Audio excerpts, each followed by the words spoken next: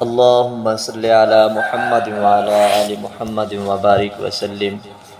اعوذ باللہ من الشیطان الرجیم، بسم اللہ الرحمن الرحیم۔ ایاک نعبد و ایاک نستعین، صدق اللہ العظیم۔ ہم صرف تیری ہی عبادت کرتے ہیں اور صرف تجھ سے مدد مانگتے ہیں۔ قرآن میں آتا ہے کہ انما یعمر مساجد اللہ من آمن باللہ والیوم الآخر، کہ جو اللہ پر ایمان رکھتے ہیں اور آخرت پر ایمان رکھتے ہیں وہ مسجدوں کی تعمیر کرتے ہیں۔ رسول اللہ صلی اللہ علیہ وسلم نے فرمایا کہ جس نے اپنی حلال کمائی سے مسجد تعمیر کروائی یا اپنی حلال کمائی سے حصہ مسجد میں ملایا اور اس میں کسی اور چیز کا مقصد نہ ہو، ریا کا مقصد نہ ہو، دکھلاوے کا مقصد نہ ہو یا اپنا ذاتی مقصد نہ ہو، صرف اللہ کی خوشنودی حاصل کرنے کے لیے اس نے اپنا مال مسجد میں لگایا، تو اللہ تعالیٰ جنت میں اس کے لیے یاقوت اور مرجان کے محلات تیار کر دیتے ہیں۔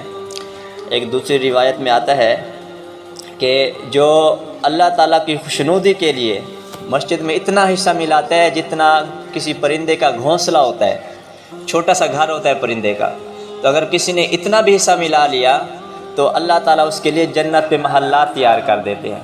بہت بڑی فضیلت ہے مسجد میں حصہ ملانے کی، مسجد بنانے کی۔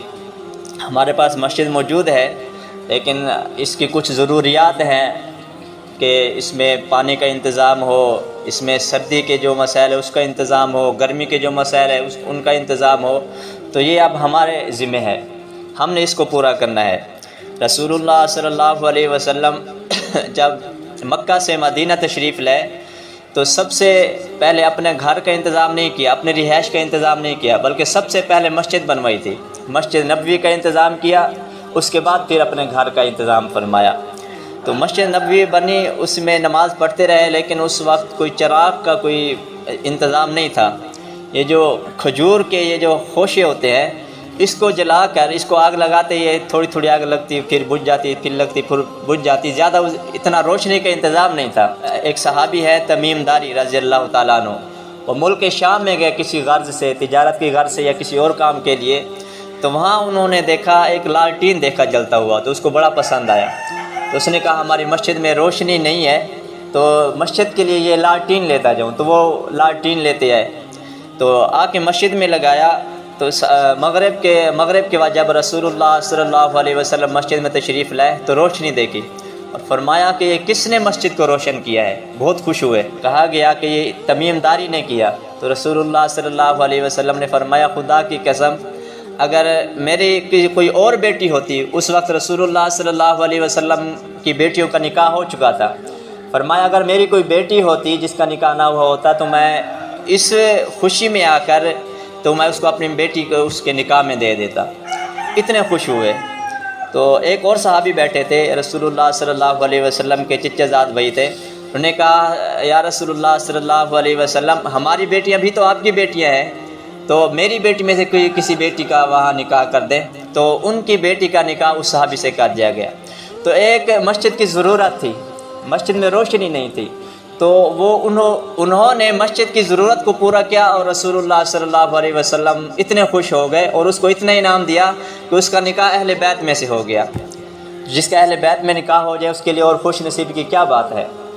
تو مسجد کی ضروریات میں اگر ہم کچھ مال لگاتے ہیں، کچھ خرچہ کرتے ہیں، مسجد کی ضرورت ہو، عام طور پہ دیکھتے ہیں کہ مسجد میں ضرورت نہیں ہوتی پھر بھی لگا رہے ہوتے ہیں۔ مثال کے طور پہ مسجد میں قرآن پہلے پڑھے ہوتے ہیں، پھر ثواب کے لیے قرآن رکھتے ہیں اس میں۔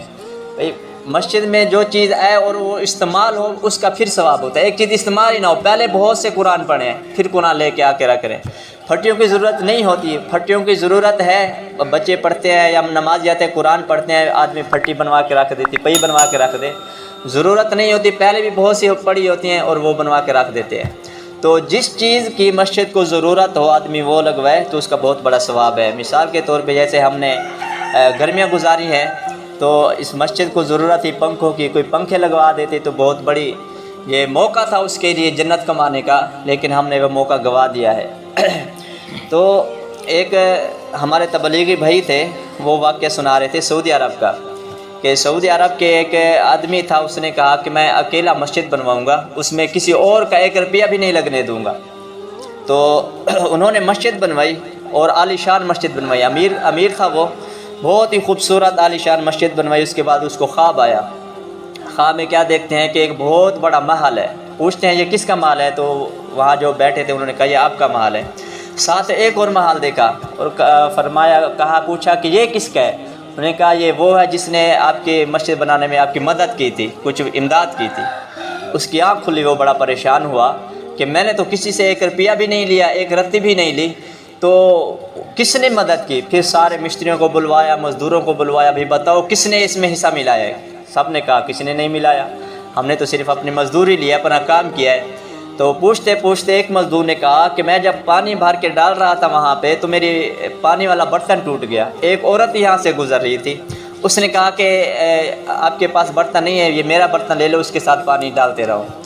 تو پھر اس کو تلاش کیا، عورت کو تلاش کرتے کرتے وہ عورت مل گئی.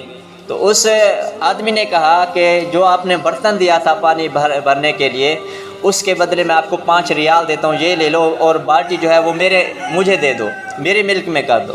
اس نے کہا نہیں میں یہ نہیں کر سکتی. پھر اس کو کہا چلو آپ 100 ریال لے لو، 200، 300، 1000، لاکھ 10 لاکھ اس نے کہا ریال لے لو، تو وہ بالٹی میرے حوالے کر دو. تو وہ عورت مسکرائی اور کہا کہ اپنا ٹائم ضائع نہ کرو، جو خواب تو نے دیکھا اللہ نے مجھے بھی دکھا دیا ہے. اب یہ چاہے تو پوری دنیا میرے قدموں میں رکھ دے کہ اس بالٹی کے لیے تجھے پوری دنیا دینا چاہتا ہوں، پھر بھی میں لینے کے لیے تیار نہیں ہوں. جو تو نے خواب دیکھا ہے وہ میں نے بھی دیکھ لیے. تو مسجد کی ضرورت کو پورا کرنا بہت بڑا ثواب کا کام ہے، اور یہ مسجدیں شاعر اسلام میں سے ہیں. آج ہمارے اندر دین مضبوط ہے اسی مسجدوں کی وجہ سے ہے. اگر یہ مسجدیں نہ ہوتی تو ہمارے اندر اسلام نہ رہتا. آج ہمارا چھوٹا بچہ جب تھوڑا بہت شعور آتا ہے بچے کو، تو وہ انہیں مسجدوں کو دیکھ کے، مسجدوں کے اندر اعمال کو دیکھ کے اس کو معلوم ہوتا ہے کہ ہم مسلمان ہیں. تو اور اس طرح کا کوئی ذریعہ نہیں ہے کہ اس کو معلوم ہو کہ ہم مسلمان ہیں. مسجدوں میں آتا ہے، مسجدوں کو دیکھتا ہے، نمازیوں کو دیکھتا ہے، نماز پڑھتے ہوئے دیکھتا ہے، قرآن پڑھتے لوگوں کو دیکھتا ہے، تو اسی مسجد کو اس کو معلوم ہو جاتا ہے کہ میں مسلمان ہوں. تو بھئی مسجدوں کی خدمت کرنا بہت بڑی فضیلت کا کام ہے.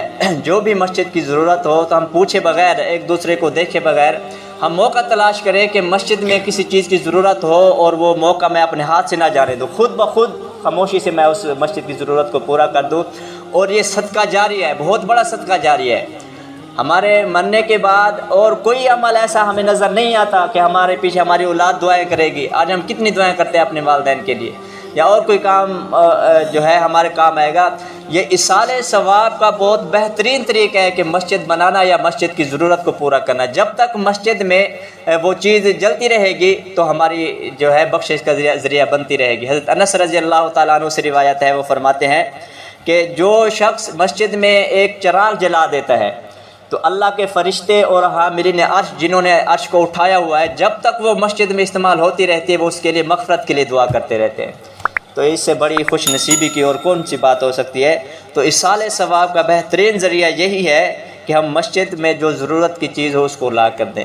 باقی انشاءاللہ کل بیان کریں. اللہ تعالیٰ عمل کی توفیق.